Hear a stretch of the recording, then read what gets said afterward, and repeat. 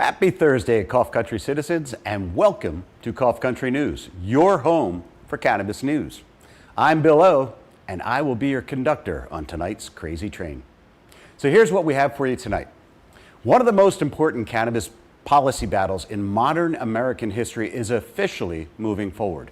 The DEA has announced the next step in the federal marijuana rescheduling process, and controversy is already growing after reform advocates say the hearing participants selected by the DEA appear to be overwhelmingly opposed to rescheduling. Who gets to sit at the table, and what could Schedule III mean for the future of the cannabis industry? That is our lead story tonight. After that, Nebraska's medical marijuana program reaches a major milestone. After years of legalization efforts, state regulators have approved the first licensed cultivator to begin growing cannabis. We'll explore what it means for patients and when medical marijuana products could finally become available. Then, for the first time in legal cannabis history, the industry is losing jobs. A new national report shows cannabis employment declined last year, while legal marijuana sales also fell off for the first time since adult use markets launched. Why experts say the industry is entering a new chapter, we'll discuss that as well. Later, in Maine, a familiar cannabis battle is beginning once again. An out-of-state group is attempting to revive an anti-cannabis petition effort, and legalization supporters are already preparing to push back. Could Maine voters once again be asked to decide the future of legal marijuana? We'll find out. From federal hearings to emerging state markets to the changing economics of the cannabis industry, these stories and much more coming up next right here on Cough Country News.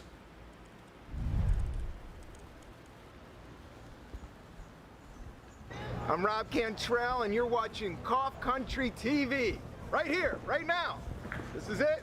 You're watching it. Cough Country. You're in this country, cough it up. Cough it up for Cough Country TV. Right here, right now, on the internet and beyond. Media, television, pizza, weed, legalized.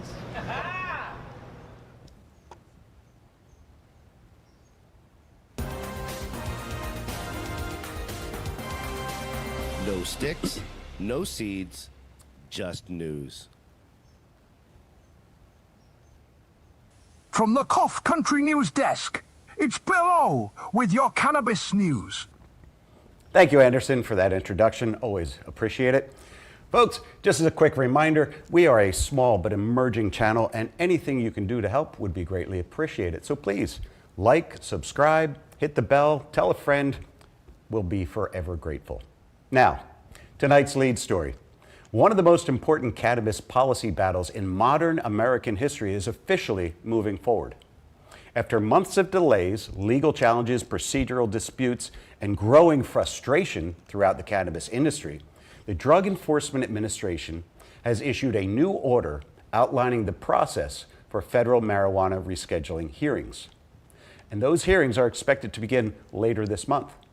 At stake is the federal government's proposal to move marijuana from Schedule I to Schedule III under the Controlled Substances Act.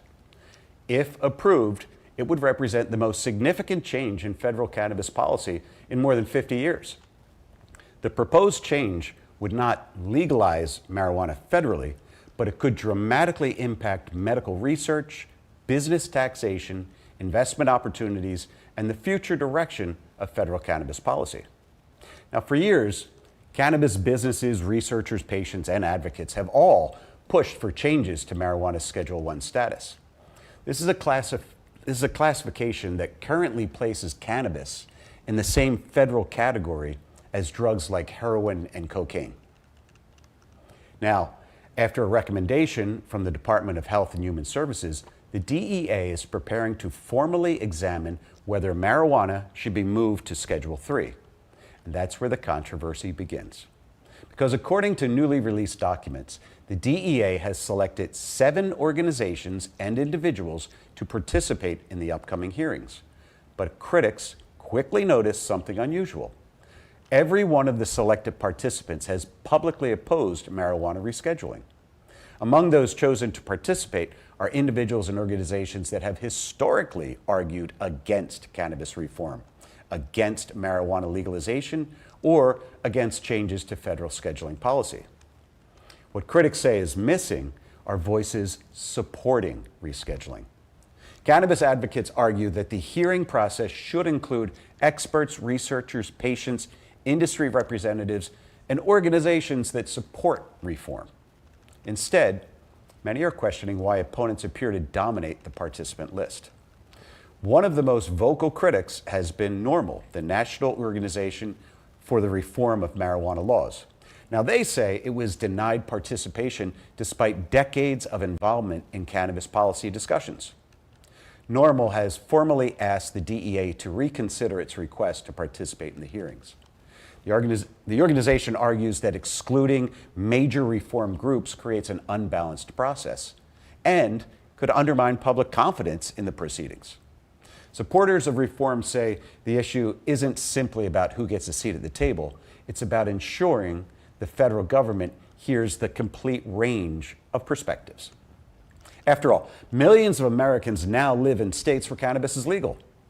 More than 40 states operate medical cannabis programs, and legal cannabis sales generate billions of dollars annually.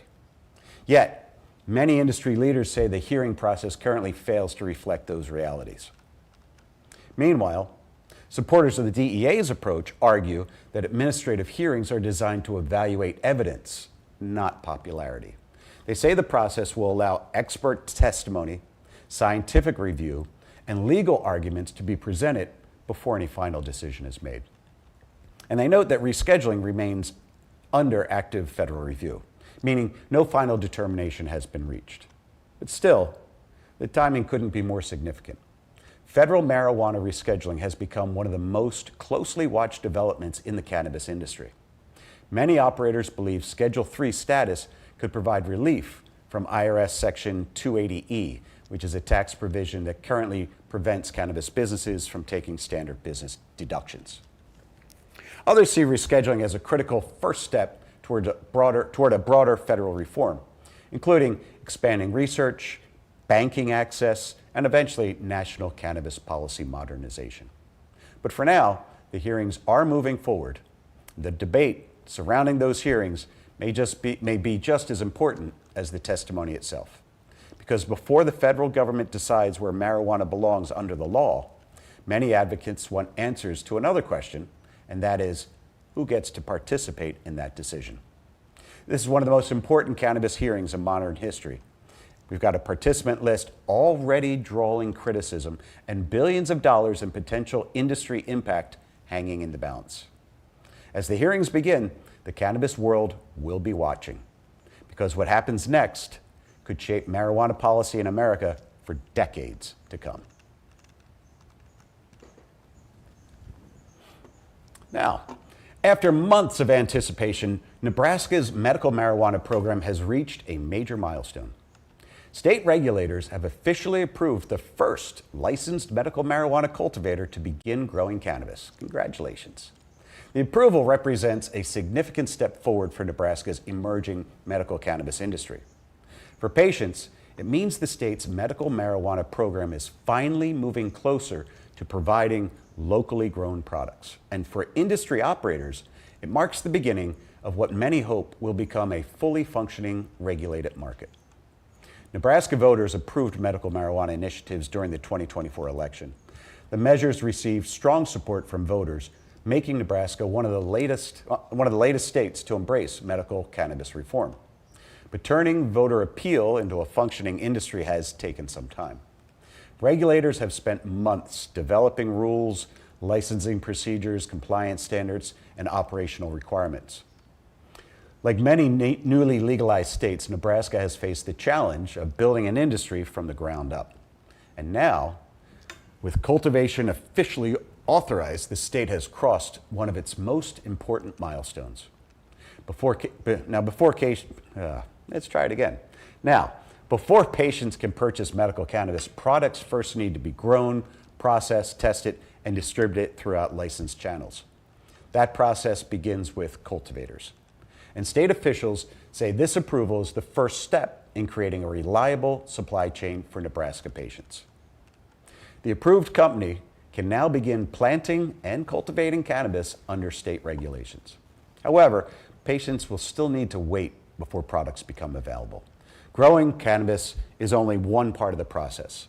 Of course, plants have to mature, they have to be harvested, they have to undergo laboratory testing, and we're going to be talking a lot about laboratory testing tonight. And they have to move through additional regulatory requirements before they can ever reach the dispensaries. As a result, industry observers expect it could still take several months before Nebraska patients see products available for purchase. Supporters of medical cannabis say the development is encouraging, and many patients have been waiting years for legal access to cannabis treatment options. Advocates argue that the program could provide new alternatives for individuals dealing with the classics: chronic pain, serious illness, and other qualifying medical conditions. At the same time, state regulators emphasize that patient safety will remain a priority. All cannabis products produced under the program will be required to meet testing, tracking, and compliance standards before entering the marketplace. The milestone also carries economic significance. Cultivation facilities create jobs, generate investments, and help to establish the foundation of future cannabis businesses throughout the state. As additional licenses are approved, industry leaders expect Nebraska's cannabis sector to continue expanding. For now, the first seeds can finally be planted. And while there's still work ahead, Nebraska's medical marijuana program has officially moved from planning into production.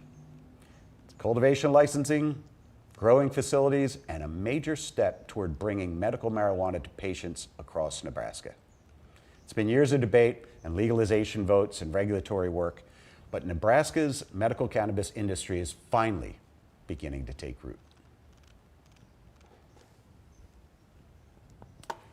For more than a decade, the legal cannabis industry has been one of the fastest growing job creators in America. Now, new states legalized cannabis, new dispensaries opened, new cultivation facilities launched, and year after year, the industry added workers. But for the first time since legal adult use cannabis sales began, that trend has reversed. According to the newly released U.S. Cannabis Jobs Report, the legal cannabis industry employed approximately 412,500 workers in early 2026. That is down from more than 425,000 jobs reported just a year earlier. It's a decline of about 2.7%. And the report revealed another milestone. For the first time since adult use cannabis markets launched in 2014, national legal cannabis revenue has also declined year over year.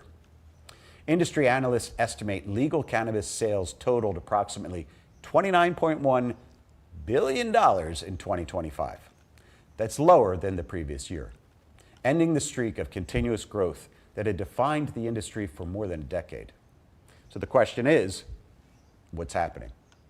Experts say the answer is complicated. Consumers haven't stopped buying cannabis. In many cases, they're actually buying the same amount or even more than before. The problem is pricing. Across many legal markets, wholesale cannabis prices continue to fall. Supply remains high, competition remains intense, and businesses are being forced to operate on thinner margins than ever before. Industry economist Bo Whitney says many markets have become oversupplied. In some regions, prices have fallen below the cost of production. That might sound like good news for consumers, but for cannabis businesses, it creates a significant financial pressure. Operators continue facing rising costs for utilities, fuel, labor, compliance, security, and taxation. And at the same time, they're earning less revenue per product sold. As a result, many companies have responded by reducing expenses, including payroll. Some businesses have cut staff, others have slowed hiring, and many are focusing on efficiency instead of expansion. But the news isn't negative everywhere. Several emerging cannabis markets continue to post strong employment growth. New York, for example, added more than 16,000 cannabis jobs last year, making it one of the fastest growing cannabis employment markets in the country. Other, newer state markets also continue expanding as legal businesses opened and consumers transitioned from the illicit market into licensed operators. The report also highlighted other major challenges facing the industry. The illicit market is one. Analysts estimate that legal cannabis businesses will capture only a fraction of total cannabis demand nationwide, meaning a significant amount of cannabis sales and cannabis-related employment continues to occur outside of regulated markets. For industry leaders, the findings serve as a reminder that legalization alone does not guarantee business success. As the market matures, cannabis companies are facing many of the same realities seen in other industries: competition, price pressure, consolidation, and changing consumer behavior. Still, many experts remain optimistic about the industry's long-term future. Federal marijuana rescheduling remains under consideration. New state markets continue opening, and legal cannabis sales still represent tens of billions of dollars annually. But after years of nearly uninterrupted growth, the cannabis industry is entering a new chapter.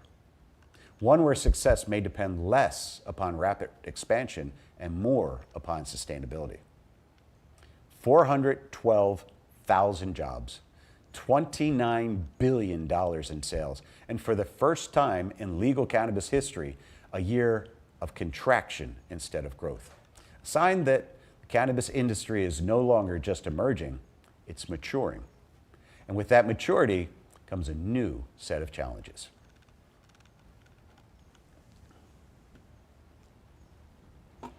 A familiar battle is once again taking shape in Maine. Cannabis advocates across the state are preparing to defend marijuana legalization after a renewed petition effort emerged seeking to roll back parts of Maine's cannabis laws.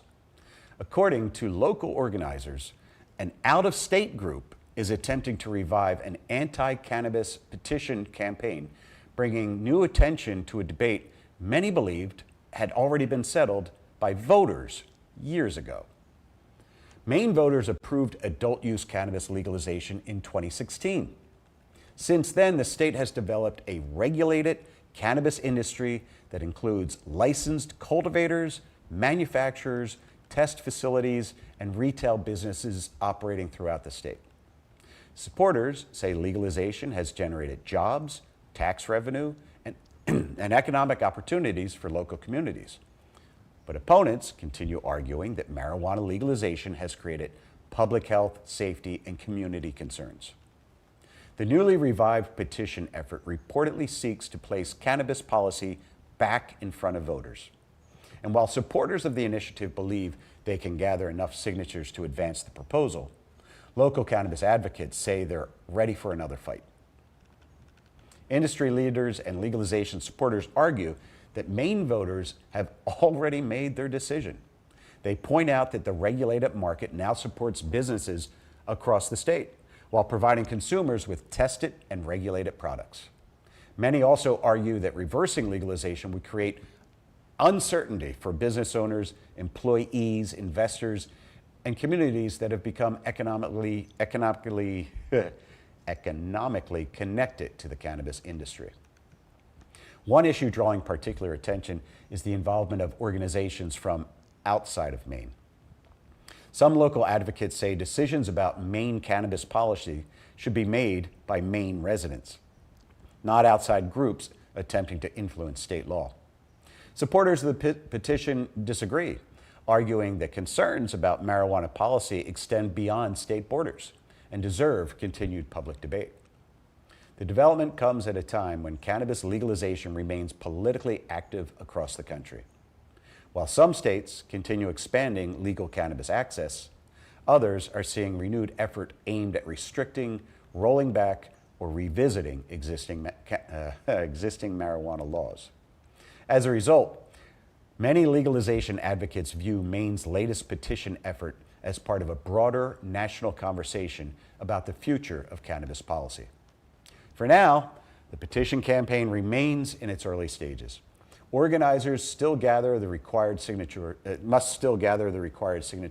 and complete several legal and procedural steps before any proposal could potentially reach voters. But one thing is already very clear. The debate over cannabis legalization in Maine is far from over. Another test of public support for legal cannabis as this effort moves forward. And the question is whether Maine voters will once again find themselves at the center of one of the nation's longest running cannabis policy battles. Still ahead on Cough Country News. Have you ever wondered what happens before legal cannabis reaches a dispensary shelf? We'll take you inside the laboratory and show you how cannabis products are tested for potency, pesticides, microbes, and heavy metals. Then, could cannabis help relieve pain without the high? Researchers say compounds known as terpenes, we all know what terpenes are, may offer a new path to pain management without the psychoactive effects of THC. And a new study is challenging one of the oldest stereotypes about marijuana use. Researchers say workers living in states with medical cannabis programs actually miss fewer days of work. Plus, later in the episode, we've got the World Cup of Weed continues. We'll tell you how to participate in round 2 voting and when the Sweet 16 winners will be revealed. And before you go, an important reminder about the upcoming High Times Winners Circle show. All this and more after the break. So stay with us, we'll be right back.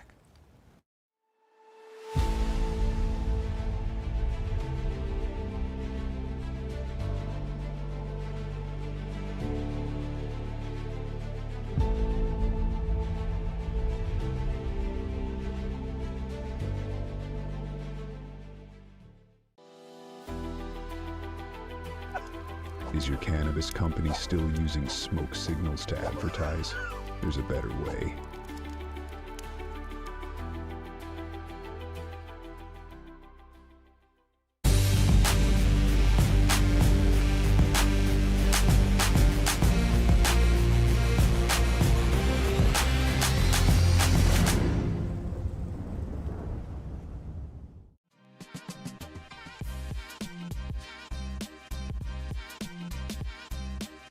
How many black people have you seen in Maine? Have you seen a black man here? Yeah, other than me. Why isn't there no black people here? Have you seen any black folks other than me here? Why do you think there's no black people here? I hope one day you get some, and hopefully in those 2-3 strokes, you don't catch a stroke, you don't pass away. All I know is this man is desperate and he needs a shorty.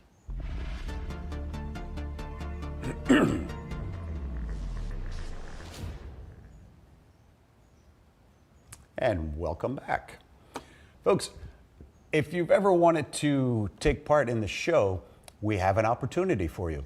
We have a Discord server, and if you wanted to, during the episode, you can put your comments up, and if we see the comments, someone will whisper those into my ear, and I will react to them. So I think we have a QR code. I'm not sure if it's ready right now. If not, we'll have it later in the episode. So, before legal cannabis reaches a dispensary shelf, it usually passes through a laboratory. And while many consumers focus on strain names, THC percentages, or product packaging, some of the most important work in the cannabis industry happens behind the scenes. Whether it's flower, edibles, concentrates, or infused products, legal cannabis is typically required to undergo extensive testing before it can be sold to consumers. The goal is safety, consistency, and consumer confidence. So what exactly happens during cannabis lab testing? Well, let's have a look.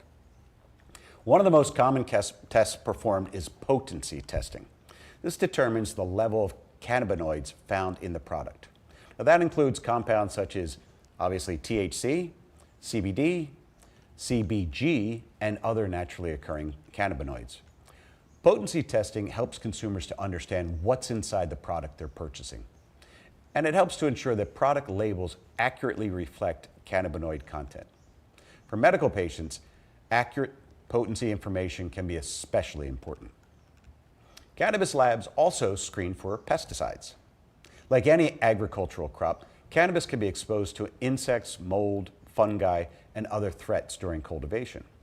Some growers may use pesticides to protect the plants. However, not every pesticide is considered safe for cannabis products.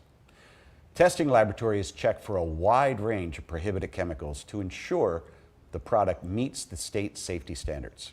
If pesticide levels exceed regulatory limits, the product can fail testing, and it never reaches, and then it would never reach dispensary shelves.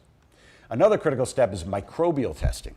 Cannabis products are screened for harmful organisms such as salmonella, E. coli, yeast, mold, and other potentially dangerous contaminants.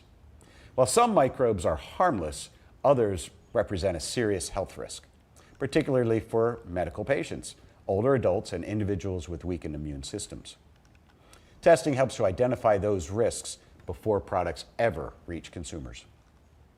Cannabis is also known as a bioaccumulator. That means the plant can absorb substances from the soil in which it grows, including heavy metals. Laboratories routinely test for contaminants such as lead, arsenic, cadmium, and mercury. If heavy metal levels exceed state regulatory thresholds, products may be rejected or destroyed. This testing is considered one of the most important consumer protection measures in the industry. And not every batch passes. In fact, product failures are a normal part of the regulated cannabis markets. A cannabis batch may fail because of excessive pesticide levels, microbial contamination, heavy metals, improper labeling, or potency results that fall outside regulatory requirements. Now, when that happens, the product is often quarantined, remediated, or destroyed, depending on the state regulations and the nature of the failure. Supporters of regulated cannabis markets often point to lab testing as one of the biggest advantages of legalization. Unlike products sold through the illicit markets, regulated cannabis products typically undergo multiple layers of safety screening. Consumers can review lab results, verify testing information, and make more informed purchasing decisions. For many industry professionals, testing isn't just about compliance, it's about trust. So the next time you walk into a dispensary and pick up a cannabis product, remember, that product likely spent time in a laboratory before it ever reached the shelf. From potency testing to pesticide screening to microbial and heavy metal analysis, lab testing plays a critical role in helping to ensure the products consumers purchase are both safe and accurately labeled. Before it reaches the shelf, it goes through the science. And that's what happens during cannabis lab testing. For decades, cannabis has been studied for its potential to relieve pain. But one major challenge has always remained. How do you provide pain relief without the psychoactive effects associated with THC? Now, researchers believe they may be getting closer to an answer. Scientists at the University of Arizona have identified naturally occurring cannabis compounds known as terpenes. And I think we're very familiar with the terpenes. We talk about them almost every week on Late Night Green for the late night sesh. The terpenes provide significant pain relief without producing a high. Findings come from newly published research examining how specific cannabis-derived terpenes affect chronic pain. And the results are generating excitement among pain researchers. Terpenes are natural compounds found in cannabis and as well as in other plants. They're responsible for the distinctive aromas and flavors associated with cannabis strains as well as other flowers and plants. But researchers say they may also possess important medical properties. Unlike THC, terpenes are not known to produce intoxicating effects. That makes them especially attractive to scientists searching for new treatment options. For this study, researchers examined 4 cannabis-derived terpenes, and I'm going to mess up the pronunciation. Geraniol, linalool, beta-caryophyllene, and alpha-humulene. I think I may have actually got those correct. Pretty good, okay. Using laboratory models of fibromyalgia and post-surgical pain, scientists found all 4 compounds produced meaningful pain-relieving effects. Among them, geraniol showed the strongest results. Researchers say the findings could be particularly important for people living with fibromyalgia. Fibromyalgia affects millions of people worldwide, and treatment options remain limited. The condition is often characterized by chronic pain, fatigue, and widespread physical discomfort. Scientists say additional research will be needed, but the results suggest terpenes may eventually provide a new treatment pathway. Researchers also examined post-surgical pain. Every year, hundreds of millions of surgical procedures are performed worldwide. And while opiates remain one of the most common treatments for post-operative pain, healthcare providers continue seeking for alternatives with fewer risks and side effects. Scientists say terpene-based therapies could someday become part of that conversation. The study also revealed clues about how these compounds may work. Researchers found evidence suggesting that terpenes interact with the body's adenosine A2A receptors, a biological pathway. Good job, Bill, on the pronunciation. A biology pathway associated with pain regulation and other neurological functions. Understanding what mechanism could help guide future research and potentially lead to new therapeutic applications. Scientists caution that these findings are still in the early stages, and the research was conducted using animal models. And additional human studies will be necessary before any clinical recommendations can be made. But the results add to a growing body of evidence suggesting that cannabis contains far more medically relevant compounds than THC alone. For years, the conversation around cannabis medicine has largely focused on cannabinoids like THC and CBD. But now, researchers are increasingly turning their attention to terpenes, the compounds responsible for the plant's aroma, that may someday play a role in the future of pain management. A potential new pathway toward pain relief without the high. As scientists continue exploring cannabis medicine, researchers say nature may still be holding many secrets waiting to be discovered.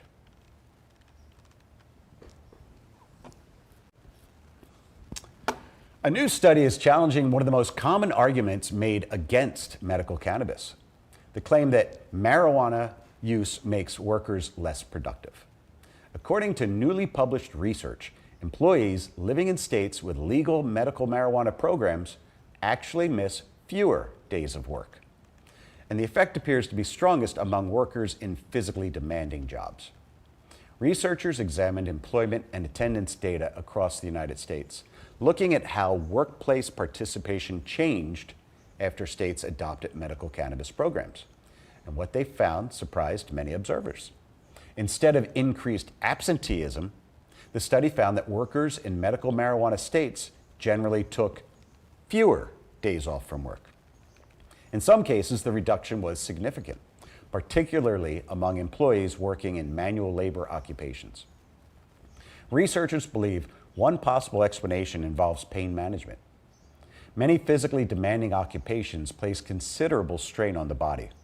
We're talking here about construction workers, warehouse employees, manufacturing workers, and agricultural workers. These professions often involve chronic pain from repetitive stress injuries and other physical challenges. The study suggests that access to medical cannabis may help some workers better manage those conditions, allowing them to remain productive and continue reporting to work. The findings directly challenge long-standing stereotypes often associated with marijuana use. For decades, critics have argued that cannabis users are less motivated, less productive, or more likely to avoid work responsibilities. The so-called lazy stoner stereotype has frequently appeared in political debates surrounding legalization. But researchers say the data tells a different story.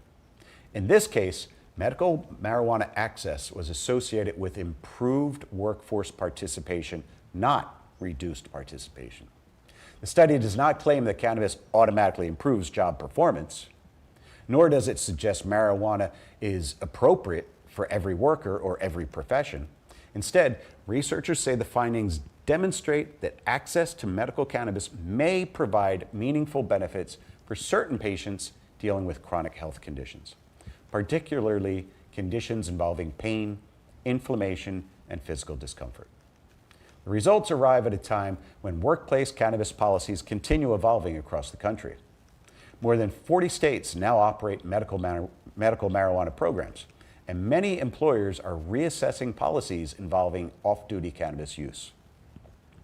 At the same time, questions remain about impairment, workplace safety, and employee protections, especially in transportation, heavy equipment operations, and other safety-sensitive industries.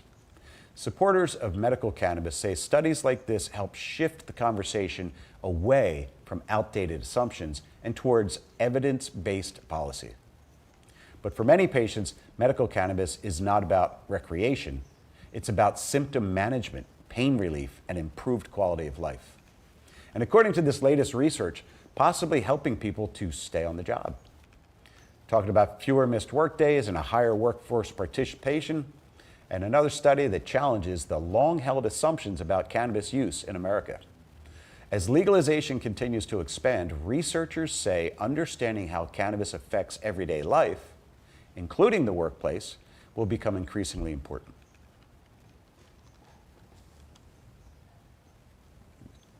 Before we continue, we've got an important update for the Cough Country community. The World Cup of Weed continues tonight.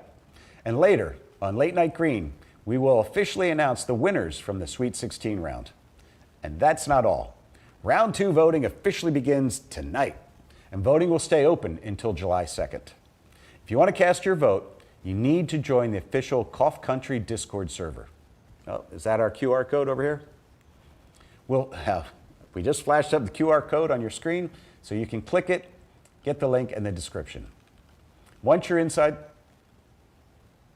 the Discord, you'll be able to vote, follow the matchups, and decide who moves forward in the World Cup of Weed. So don't just watch the competition, be a part of it. Join the Discord, cast your vote, and tune in tonight on Late Night Green as we reveal the Sweet 16 winners and kick off round 2 of the World Cup of Weed. And don't forget also, if you get on that Discord server and you start making some comments, they may end up in my ear and I'll respond to them in like. And while we're talking about the upcoming events, we'd also like to remind everyone about the upcoming High Times Winter Circle Show. The event is scheduled for July 19th at 7 p.m. Eastern Time. We're putting together a very special lineup for the evening. We'll be joined by industry leaders, content creators, and some well-known names from across the cannabis community. We're not quite ready to reveal everyone just yet, but trust us, you're going to want to be there. In fact, we'll begin announcing our featured guests next Thursday. So keep an eye on Cough Country News, our social media channels, and our Discord community for official reveals. It's the High Times Winners Circle Show, July 19th, 7 p.m. Eastern. Mark your calendars, because this is one event you won't want to miss. Stay with us after the break. More cannabis news is coming your way.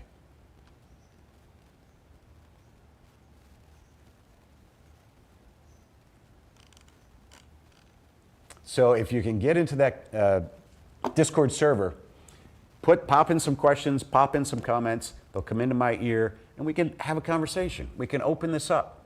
It'll be fun. Stick with us. We'll be back in a minute.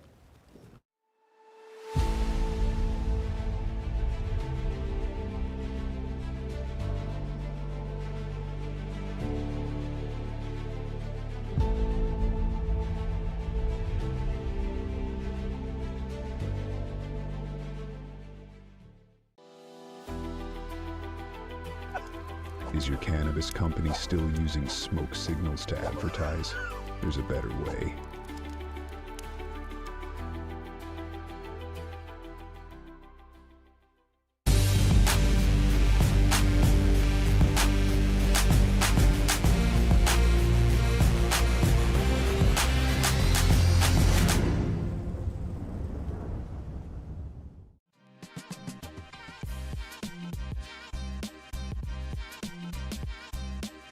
How many black people have you seen in Maine? Have you seen a black man here? Yeah, other than me. Why isn't there no black people here? Have you seen any black folks other than me here? Why do you think there's no black people here? I hope one day you get some, and hopefully in those 2-3 strokes, you don't catch a stroke, you don't pass away. All I know is this man looks desperate and he needs a shorty.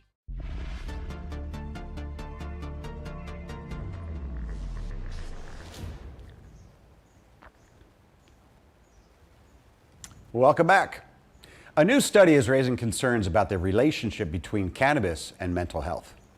Researchers say heavy cannabis use may significantly increase the risk of schizophrenia, particularly among individuals already vulnerable to psychotic disorders. The latest research and the debate surrounding it, and what started as a routine traffic stop, quickly turned into a drug investigation. I feel like we got something mixed up here. What started as a routine traffic stop quickly turned into a drug investigation. Authorities in Indiana say they discovered approximately 4 pounds of marijuana inside an out-of-state vehicle. What police found and the legal questions that remain. And before we wrap up tonight, we're heading to the comments section. Well, I think something happened to our thing here. All right. Before we wrap things up, we're going to head into the comments section. We're going to share some of your reactions, your opinions, and what Cough Country citizens are saying about this week's biggest cannabis stories.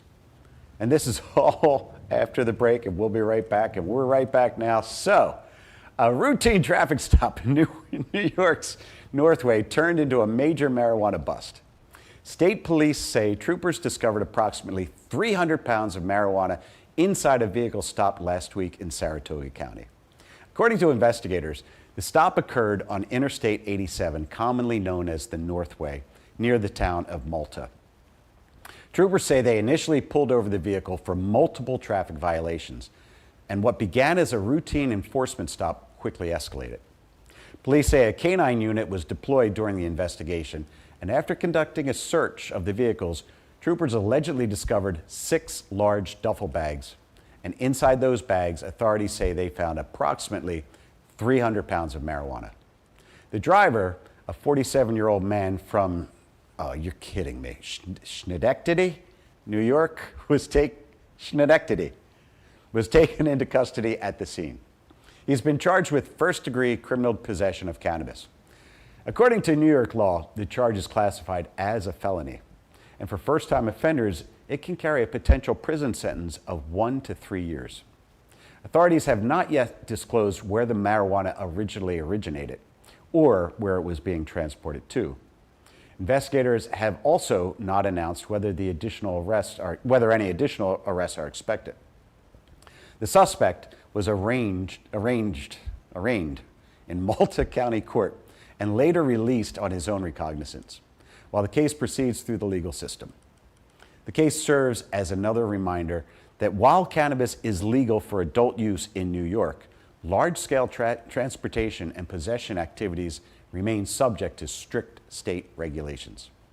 Law enforcement officials continue targeting unlicensed cannabis operations, particularly those involving large quantities of product moving inside the state's regulated market.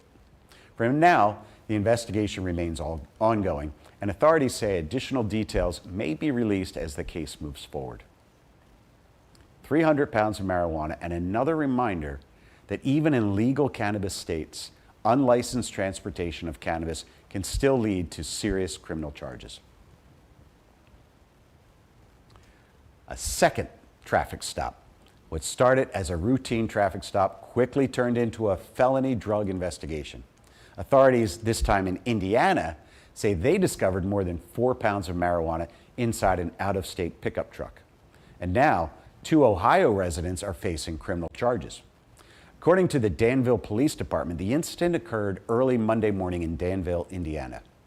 An officer conducted a traffic stop on a maroon Ford pickup truck after reportedly observing a traffic violation along US 36. Police say the vehicle pulled over near Country Road 300 East. Inside the truck were 65-year-old Kenneth Maynard and 56-year-old Angela Maynard, both of Whitehall, Ohio. Investigators say the pair told officers they were traveling from Ohio to Illinois. And during the stop, officers reportedly observed behavior that raised suspicion. As a result, a canine unit was called to the scene, and police say the narcotics detection dog conducted a free air sniff around the vehicle and alerted to the possible presence of drugs. Following the alert, officers searched the pickup truck And according to investigators, they discovered more than 4 pounds of packaged marijuana hidden throughout various areas of the vehicle. Authorities say both Kenneth and Angela Maynard were taken into custody at the scene, and the pair now face preliminary charges of dealing in marijuana. Under Indiana law, that offense is classified as a level 5 felony. A conviction can carry a maximum sentence of up to 6 years in prison. The case highlights a legal issue that continues to create challenges across the country. While cannabis laws have changed dramatically in many states, marijuana remains illegal in Indiana for recreational use. And transporting cannabis across state lines, even between states with differing marijuana laws, can result in a serious criminal penalty. Law enforcement agencies say interstate drug trafficking remains a priority, particularly when significant quantities of marijuana are involved. As more states adopt medical and adult use cannabis programs, cases involving transportation across state lines continue to attract attention from police and prosecutors alike. So for now, the case remains under investigation, and prosecutors will determine whether formal charges will move forward in court. For Kenneth and Angela Maynard, what began as a trip from Ohio to Illinois ended on the side of an Indiana highway. And now, their next stop may be in a courtroom. Now, before we go tonight, we've got some viewer comments. Which side? Right over here, viewer comments. It's time for one of my favorite segments. Every week, Cough Country citizens from across the country and around the world share their thoughts on the stories that we've covered. And tonight, we're highlighting a few of your comments. What do we got, guys? Got to go full screen. Let's see. Geocaching 69 says, this was in relation to HHC lawsuit could change the future of hemp. There is a new farm bill that removes the provisions that made the hemp-derived HHC legal that goes into effect in November. I don't see the reason to have this legal battle, which only matters for a couple months. Also, HHC is not really weaker than THC. It is diluted about 30% with an inert isomer, but the active HHC has identical CB1 receptor binding affinity to THC. Well, Geocaching 69, you have gone beyond my understanding of many of these things. I can't argue with anything you said, so thank you for your comment. What else do we have? This one is about the Supreme Court gutted Hunter Biden gun law. Gorich explains the ruling. This came from at Carl Anderson K1B, who says, it seems perfectly reasonable to take away a drunk person's gun. It should be illegal to carry drunk, no different than driving drunk. Both are dangerous. Well, it's interesting. I think if you're drunk, yeah, you shouldn't be carrying your gun with you. If you own a gun and you're going to go out drinking, leave your gun at home. Same thing for cannabis. If you own a gun and you feel like smoking, leave it at home. Guns and intoxicants don't mix. Trulieve makes New York Stock Exchange history. This was our story about Trulieve getting on the New York Stock Exchange. And Dab Dave comes in and says, if this goes through, it will be better than having stocks in gold. We're heading in the right direction. You know, Dave, I think you're right. If it goes through and things keep moving the way they're moving, this might be like buying Apple in 1982. Do we have another? This is World Cup Weed, New York Stock Exchange history, and Alabama's first dispensary. This was a mouthful. This was a lot going on. And this is from at Red Pill Grower. Peace sign, smile, 3 flames, free the seed, hashtag Pharaoh, let my people grow. All right, Red Pill, I got you. We're on the same page. Thanks for your comment. We appreciate it. This one was on the new federal drug testing rule sparks cannabis debate. And this comes from at H. Tussle. You think they have a trucker shortage now, just wait until this BS goes into effect. You're talking hundreds of thousands. Yeah, so this was about the story. They want truck drivers to take drug tests, which is not unreasonable. But part of what they want to do is they want to have the truck driver stand in front of someone, pull out Willie, and hand over their urine test right there. I mean, that's pretty unreasonable. And they also have an oral test, which would work just as effectively, but they've never gotten around to putting it out there and making it available. So that's on them. What else do we have? Got another one? This is Louisiana cannabis law fail. New crime becomes law. And this is from Ricky Ticky 26986. And he says, sad, sad, sad. Things were looking so hopeful at the start of the year, and by spring, this crappy news began to flood the headlines. You can bet it's politicians in bed with big alcohol, big pharma, MOS getting paid and receiving special favors in exchange for creating the, quote, this is for the kids, bullshit reefer madness of the 1930s, repeating the campaign. Ricky Ticky, you nailed it, brother. Yeah, it's big business, just sticking it to the rest of us. We got more? All right. Pennsylvania legalization gains momentum. Shapiro versus weed. Shadowboy 835 says, dude, Shapiro is an idiot. He won't even support SB 77. He's anti-patient and anti-cannabis. I think he wants to see our money leave the state. That way, they can target Americans for crossing the border with it illegally. I hope it's not that dark, but I think you made a couple of good points. Yeah, I hope they're not trying to set us up to send us to jail, but do you trust a politician? I don't. Do we have more? Nope. Is that it? All right. Let me see something here. All right. So that's our report for tonight. Thank you for joining us for another edition of Cough Country News. And as always, we appreciate every view, every comment, every share, and every member of the Cough Country community. And before we go, don't forget to join us later tonight at 10 p.m. Eastern for another live edition of Late Night Green. We'll be revealing the official winners from the World Cup of Weed Sweet 16 and officially kicking off round 2 voting. At 9:15 tonight? Oh, I'm sorry. I just got it in my ear. It's not at 10 p.m. Eastern. It's at 9:15 Eastern tonight. So please update your calendars. If your favorite strain, brand, or product is still in competition in the World Cup, then you won't want to miss what we got going on tonight. And remember, you can cast your vote by joining the official Cough Country Discord server. And here's the QR code available, or you can find the link in the description down below. So join Philly Phil, Jeff, myself, and the rest of the Late Night Green crew as we reveal the results, react live, and look ahead to the next round of competition. So until next time, I'm Billo, and as we always say, no sticks, no seeds, just the news. Good night, citizens. Thanks for watching.